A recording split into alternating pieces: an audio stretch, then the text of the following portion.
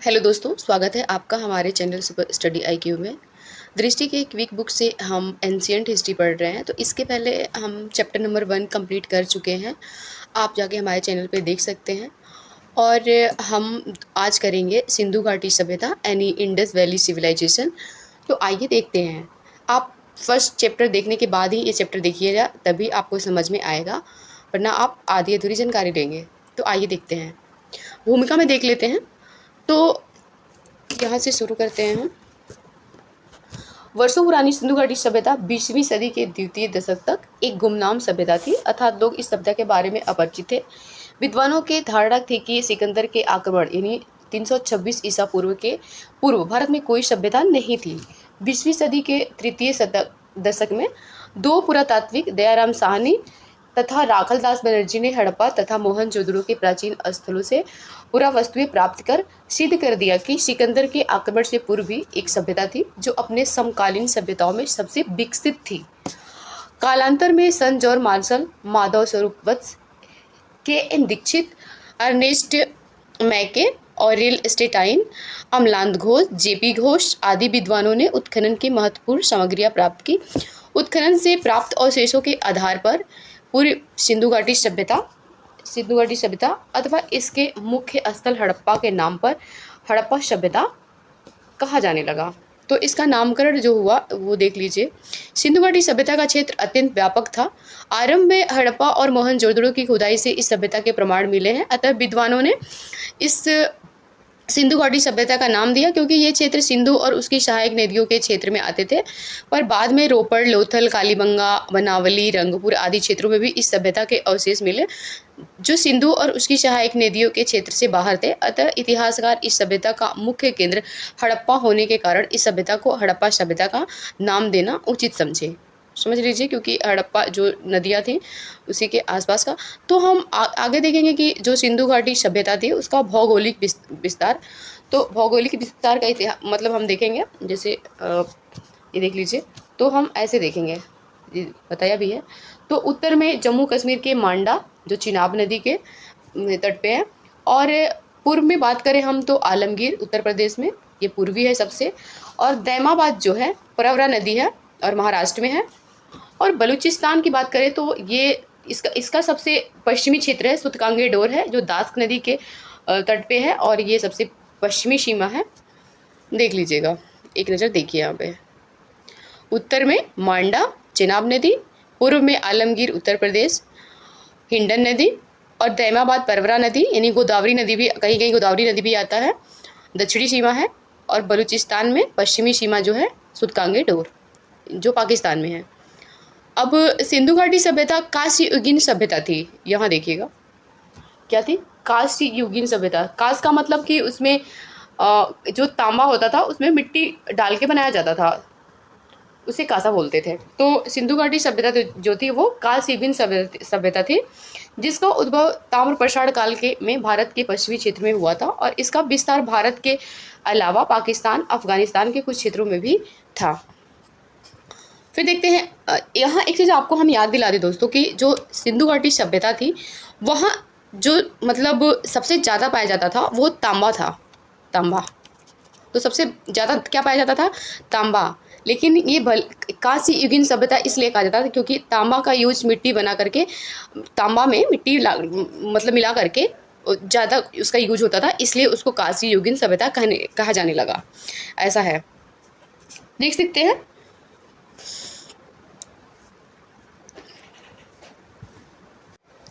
और ये वही जो हम उत्तर दक्षिण विस्तार पढ़ रहे थे, ये वही चीज़ दिया हुआ है इस लाइन में। फिर उत्तर से दक्षिण में देखें, अगर हम किलोमीटर में बात करें तो उत्तर से दक्षिण जो है 1100 किलोमीटर तक है, तथा पूर्व से पश्चिम देखें यानी इधर से इधर देखें तो है 16 किलोमीटर फैली हुई है। अभी तक उत्खनन तथा अनुसंधान द्वारा करीब 2800 स्थल प्राप्त हुए हैं, छोटे बड़े मिलाकर के कुल। तो हम जो पढ़ते हैं वो सिर्फ जो इम्पोर्टेंट है वही हम पढ़ते हैं, लेकिन कुल स्थल जो है वो 2800 है। ये तो ये भी आप ध्यान रखिएगा। और उत्तर से दक्षिण की लंबाई और पूर्व से पश्चिम की भी लंबाई आपको याद रखना है। नेक्स्ट देखते हैं, सिंधु घाटी सभ्यता अपने त्रिभुजाकार स्वरूप में था, और क्षेत्रफल की बात करें तो 13 लाख वर्ग किलोमीटर था। सर्वप्रथम चार्ल्स मैसन ने 1826 में संदर्भ सभ्यता का पता लगाया था, जिसका सर्वप्रथम वर्णन उसके 1842 में प्रकाशित पुस्तक में मिलता है। तो कौन थे? चार्ल्स मैसन थे, और इनकी बुक कब प्रकाशित हुई थी? तो 1826 में।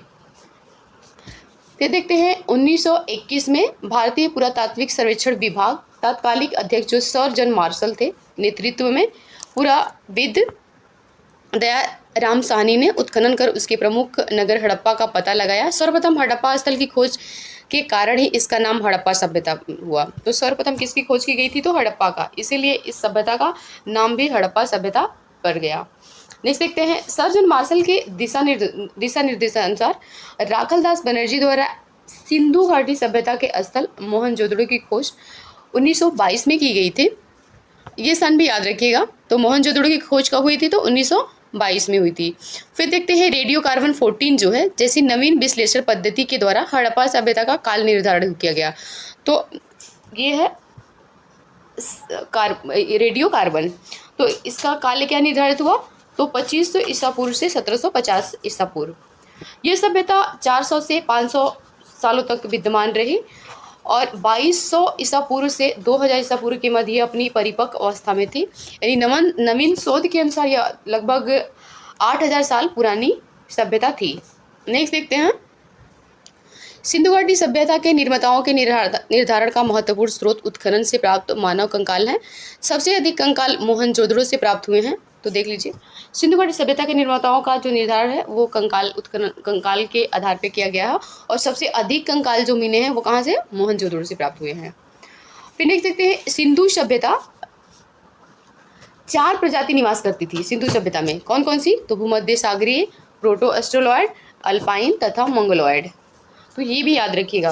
फिर से देख लीजिए भूमध्य सागरीय, प्रोटो एस्ट्रोलॉयड, अल्पाइन तथा मंगोलॉयड। हम आपका ध्यान आकर्षित कर रहे हैं कि कहाँ कहाँ से क्वेश्चन पूछता है, आप देखते जाइएगा, आपको ऐसे भी याद हो जाएगा। आप वीडियो को बार बार देखेंगे, याद हो जाएगा। सबसे ज़्यादा भूमध्य सागरीय प्रजाति के लोग थे। सिंधु घाटी सभ्यता के नगर नियोजन हम देखते हैं। तो आइए देखते हैं। सिंधु घाटी सभ्यता एक नगरीय सभ्यता थी, यानी ग्रामीण नहीं थी, नगरीय थी। आगे हम पढ़ेंगे तो देखेंगे वैदिक सभ्यता जो थी वो ग्रामीण होती है, लेकिन ये जो सभ्यता जो जबकि पुरानी भी है फिर भी ये नगरीय सभ्यता थी। पुरातात्विक अवशेषों तथा अनुसंधान से ज्ञात होता है कि इसकी सबसे बड़ी विशेषता यह है कि पर्यावरण के अनुकूल इनका अद्भुत नगर नियोजन तथा जल निकासी प्रणाली था। सड़कें एक दूसरे के समकोण पर काटती थी। लगभग सभी नगर 2 भागों में विभक्त थे। देखते हैं। प्रथम भाग ऊंचे दुर्ग निर्मित थे एवं शासक वर्ग निवास करता था। दूसरे भाग में नगर या आवास क्षेत्र के साक्ष्य मिले हैं जो अपेक्षाकृत बड़े थे। आमतौर पर यहाँ सामान्य नागरिक यानी व्यापारिक, शिल्पकार, कारीगर और श्रमिक रहते थे। सड़कों के किनारे की नालियाँ ऊपर से ढकी होती थी। घरों का गंदा पानी इन्हीं नालियों से होता हुआ नगर की मुख्य नाली में गिरता था। देखिए दोस्तों, इसमें कुछ समझाने वाली चीज़ नहीं है, तो मैं क्या ही समझाऊँ आपको कि मतलब आप तो समझ रहे हैं कि नालियाँ ढकी थी, ओपन थी, ये बात तो समझ ही सकते हैं आप। हड़प्पा सभ्यता तथा कालीबंगा की नगर नियोजन लगभग एक समान थी। कालीबंगा व रंगपुर को छोड़कर सभी में पकी हुई ईंटों का प्रयोग हुआ है। तो किसको छोड़ करके? ये देख लीजिएगा, कालीबंगा, रंगपुर को छोड़ करके सभी जगह पका हुआ ईंटों का प्रयोग हुआ है। आमतौर पर प्रत्येक घर में एक आंगन, एक रसोई घर, एक स्नानागार तथा अधिकांश घरों में कुओं के अवशेष मिले हैं। बड़े बड़े भवन हड़प्पा एवं मोहनजोदड़ो की विशेषताएं बतलाते हैं। हड़प्पाकालीन नगरों की चारों ओर प्राचीर बनाकर किलेबंदी की गई थी, जिसका उद्देश्य नगर को चोर, लुटेरों एवं पशु दस्युओं से बचाना था। मोहनजोदड़ो का विशाल अन्नागार संदम सभ्यता का अद्भुत निर्माण है, जबकि अन्नागार सिंधु सभ्यता की सबसे बड़ी इमारत है। घरों के दरवाजे एवं खिड़कियां मुख्य सड़क पर न खुलकर गलियों में खुलती थी, लेकिन लोथल इसका अपवाद है।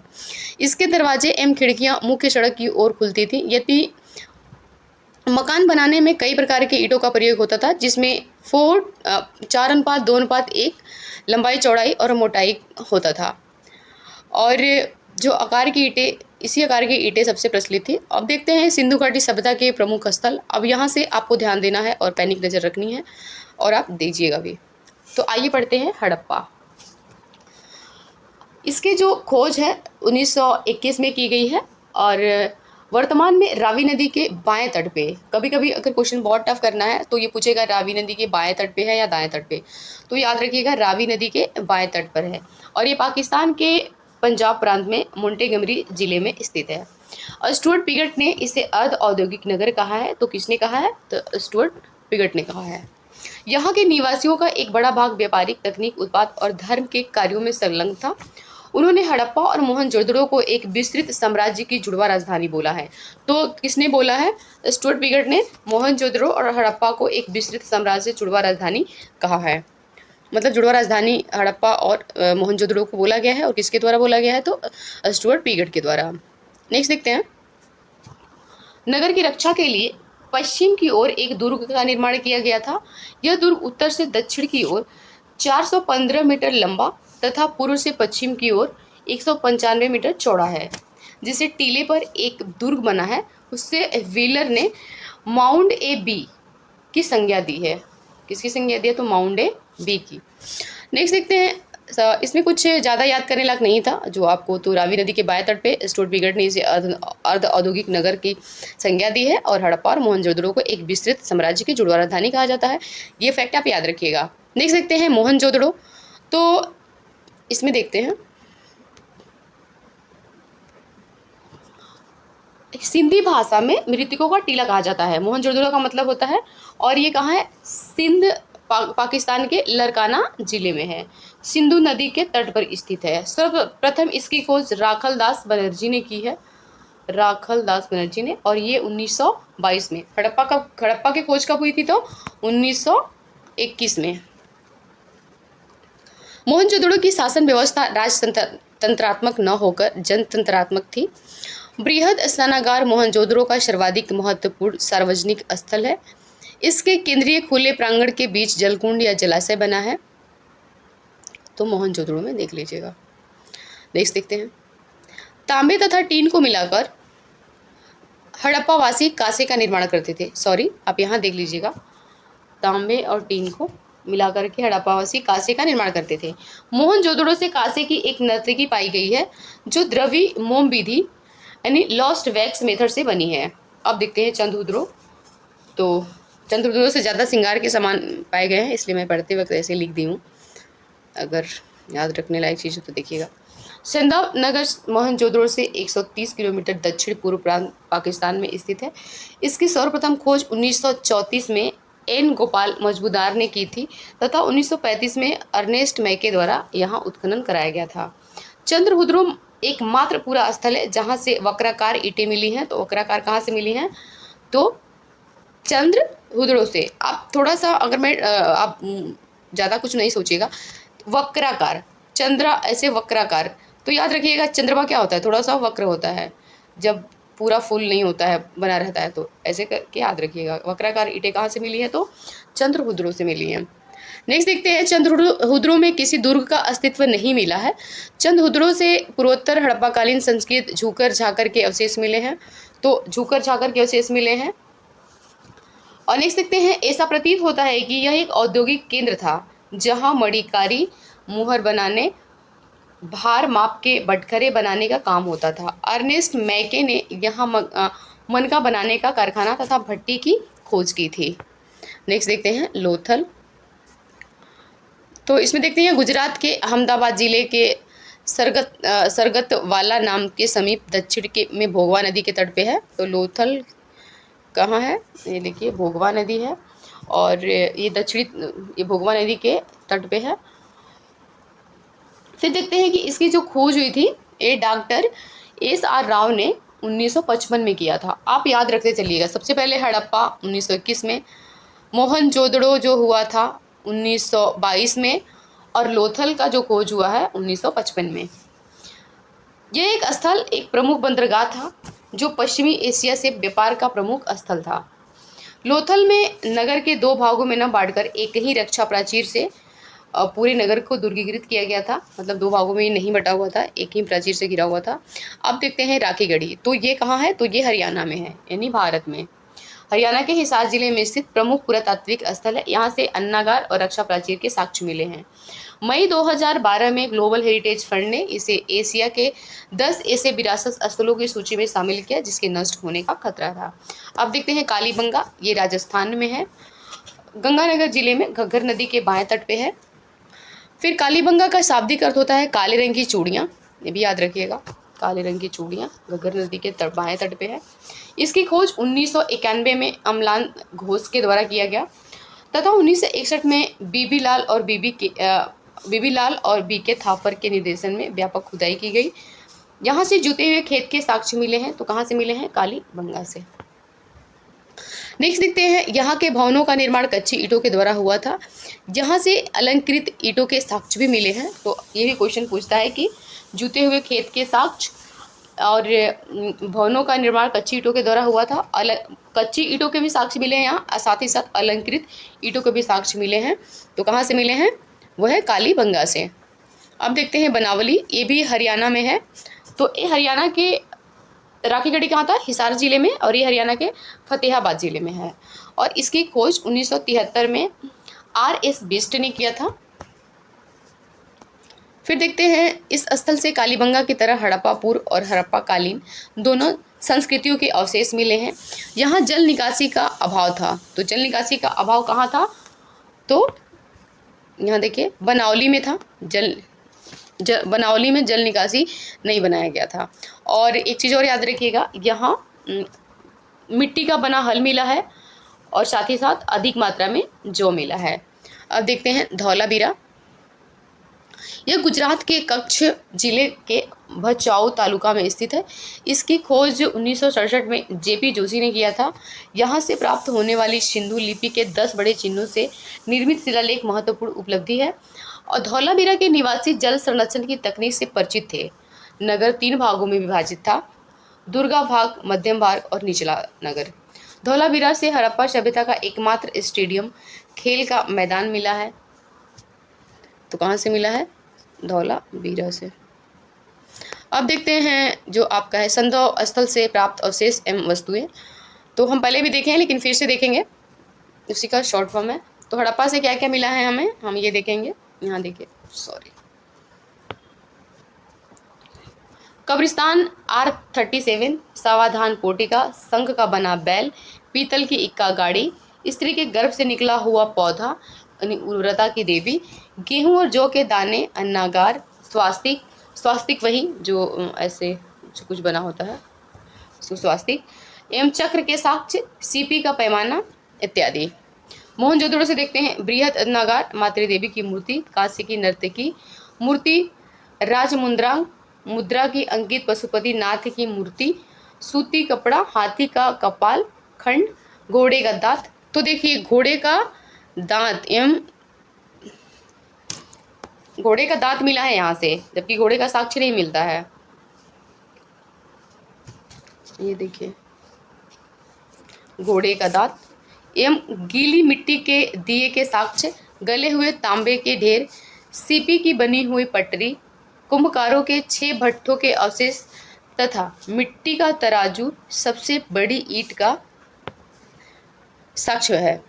अब देखते हैं चंद्रमुद्रों से क्या मिला है। तो यहाँ अलंकृत हाथी, वक्राकार ईंटें, कंघा, लिपस्टिक, 4 पहिया वाली गाड़ी, अलंकृत हाथी, मनके इत्यादि।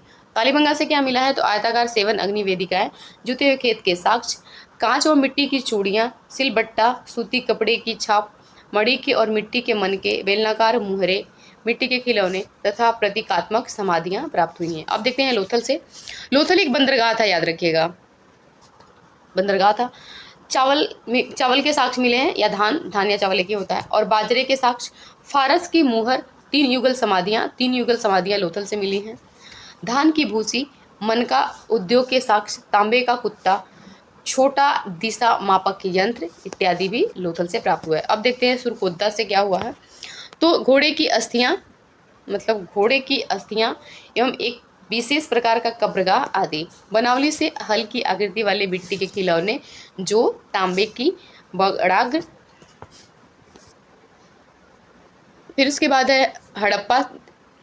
तो अब देखते हैं, तो हड़प्पा जो था दोस्तों रावी नदी के तट पे, और इसकी खोज जो किए थे दयाराम साहनी 1926 से 27 के बीच तक।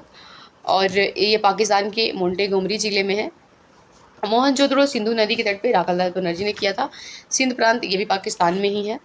फिर चंद्रहुदड़ो, तो इसकी खोज की ये भी सिंधु नदी के तट पे है, अर्नेस्ट मैके ने किया था, ये भी पाकिस्तान में है। कालीबंगा घग्गर नदी बी लाल एम बी के थापर ने खोज की थी, राजस्थान के हनुमानगढ़ जिला में है, तो ये भारत में है। कोटदीजी सिंधु नदी के तट पर फजल अहमद खान ने किया था इसका, ये भी पाकिस्तान में है। रंगपुर, तो रंगपुर जो है ये भादर नदी के तट पे है, एस.आर. राव ने खोज किया था, गुजरात का अहमदाबाद जिले में स्थित है। रोपड़ देखते हैं, सतलज नदी यकदत्त शर्मा ने खोज किया था और पंजाब का रोपड़ जिले में स्थित है। लोथल का देखते हैं, भोगवा नदी के तट पर एस.आर. राव ने इसकी खोज की थी, गुजरात के अहमदाबाद जिले में है ये।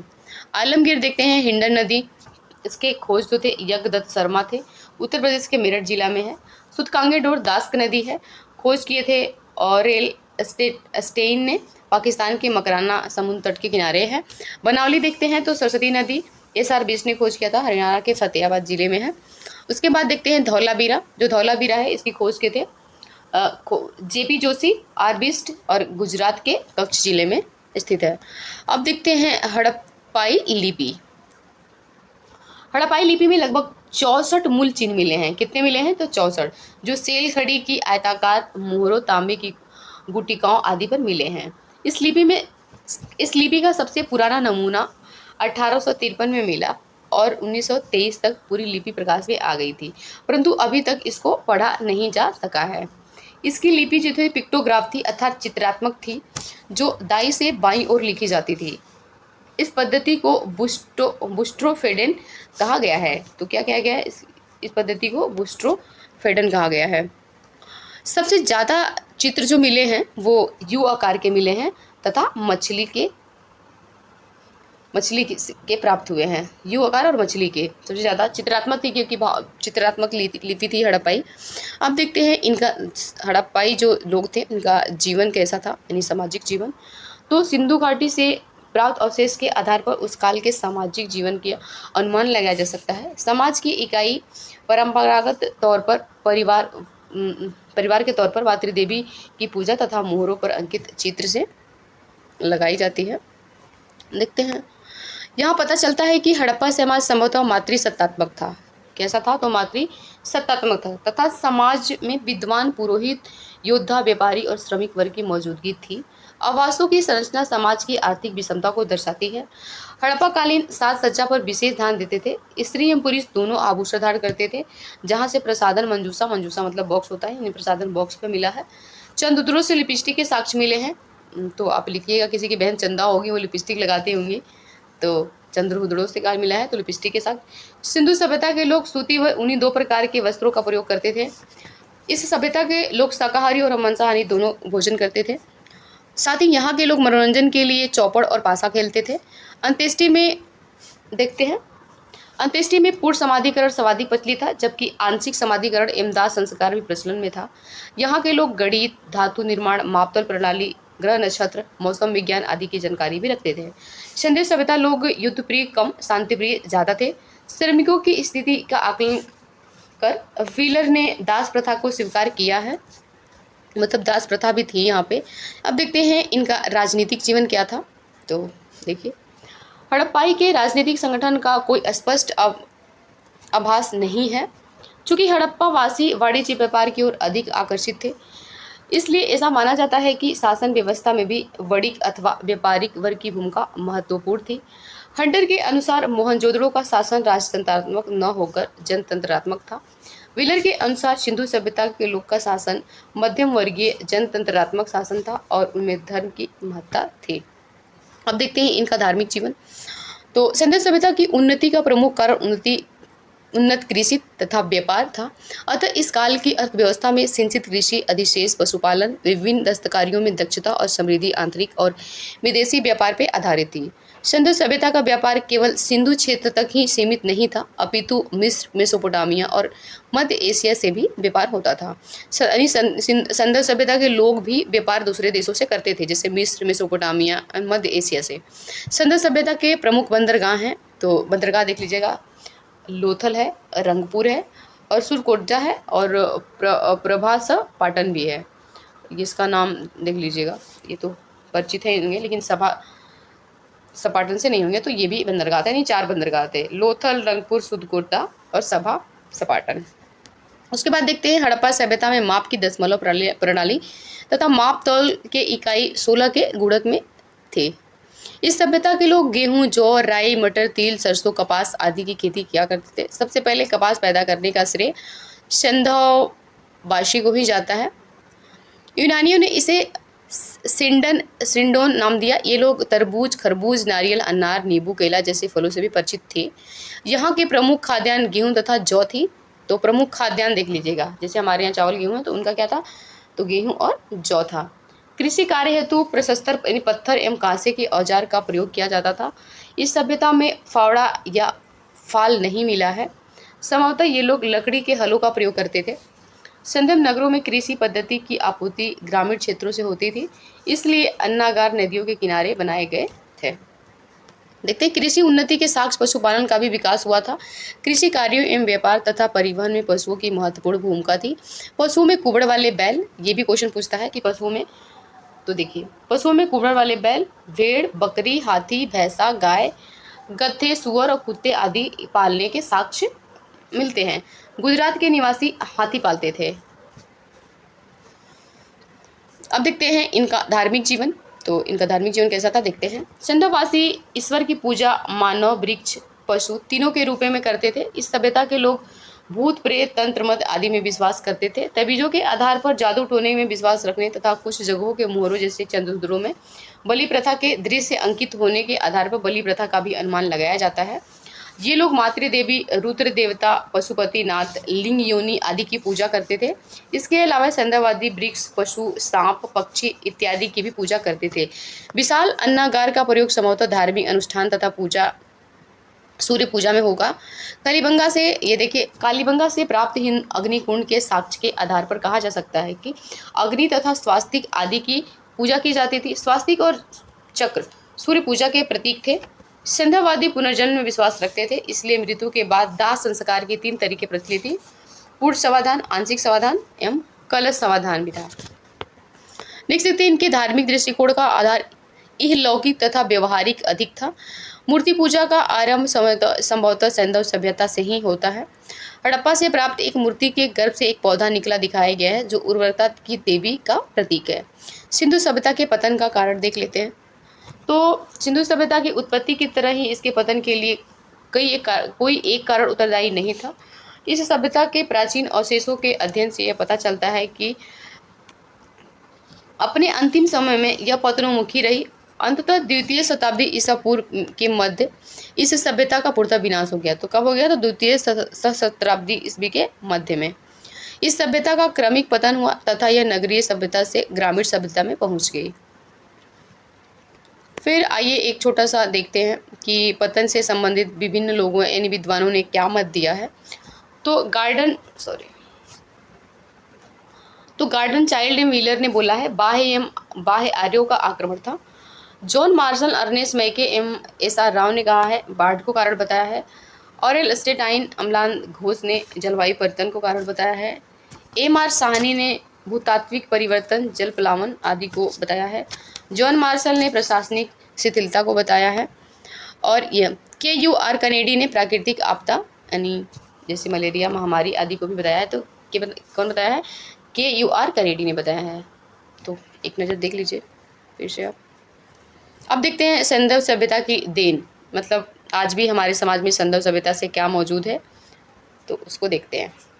संदर्भ सभ्यता में प्रचलित अनेक ऐतिहासिक काल में भी निरंतरता रही है। इसके कुछ प्रमुख उदाहरण हैं। दशमलव पद्धति आज भी हमारे यहाँ है।